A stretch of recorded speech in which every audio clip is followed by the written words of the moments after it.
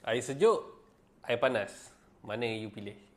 Okay guys, Dr. Roland sini dan satu soalan yang memang susah kita nak settlekan. Ice water dengan hot water ataupun air sejuk dengan air panas.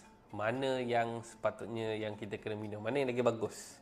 Okay, biasanya orang Malaysia ni selalu kalau pergi kat kedai memang suka sangat minum air sejuk berbandingkan dengan air yang panas. Okay.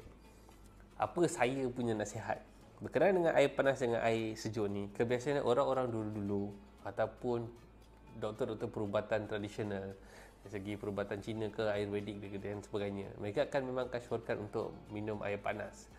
Kenapa?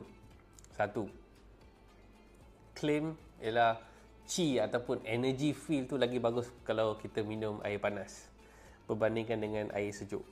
Okay, saya bersetuju dari segi konteks chi tu, tapi lebih mendalam lagi is kenapa kita kena kurangkan minum air sejuk ni. Jawapannya sangat senang. Air sejuk ni temperature dia mungkin suhu dia lebih kurang daripada 4 darjah Celsius ataupun mungkin lagi rendah daripada tu pun sebab ada ais kat dalam. Dan bila kita minum, kita akan lalukan air sejuk ke dalam saluran darah dan juga organ-organ badan dari kita. And one of the first contact organ of course is your teeth and everything. Tapi yang benda lagi satu paling penting ialah kelenjar thyroid ni. Kelenjar thyroid ni ialah hormon regulator untuk metabolisme dalam badan. So sekiranya hormon regulator ni anggaplah seperti dial bila you tengah masak dekat rumah. Kalau dial tu tinggi sangat, maka api tu akan tinggi. Kalau dial tu rendah sangat, hormon tu rendah sangat, maka pembakaran ataupun proses pemasakan tu jadi lambat.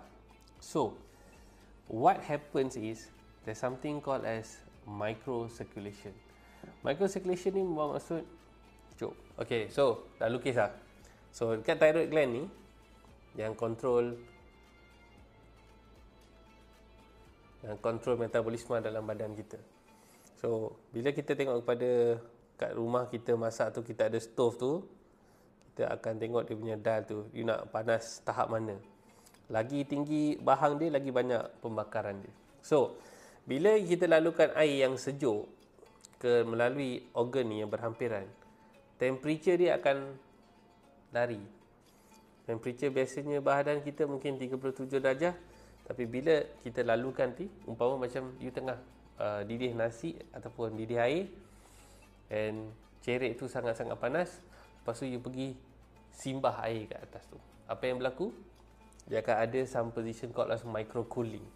Lama-lama you buat micro cooling ni, lama-lama sel-sel dalam thyroid gland ni akan rosak ataupun have some issue because the cellular temperature drop.